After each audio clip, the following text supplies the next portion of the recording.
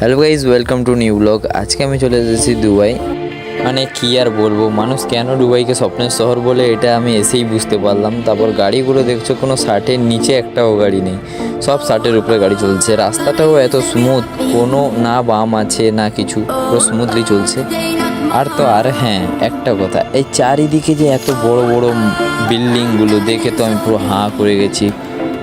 আমি তো এয়ারপোর্ট থেকে বাসেই যাচ্ছিলাম, তো বাসেই যাচ্ছি না বাড়িতে বসে আছি আমি নিজেই বুঝতে পারছি না, এত স্মুথলি চলছে বাসটাও।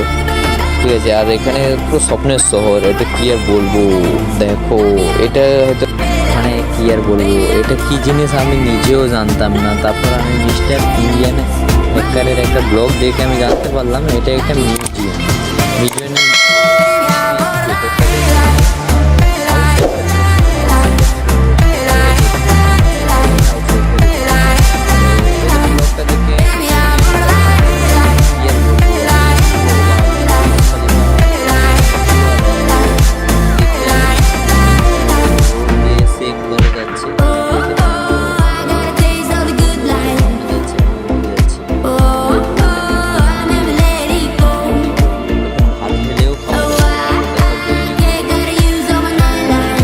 তারপরে সকালে উঠে আমি চলে গিয়েছিলাম ঘুরতে।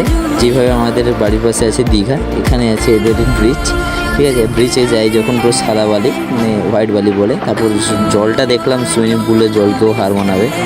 তারপর আমাদের বন্ধু আই লাভ মাই ইন্ডিয়া লিখছে। ঠিক আছে, আমি দেখালাম তোমাদের।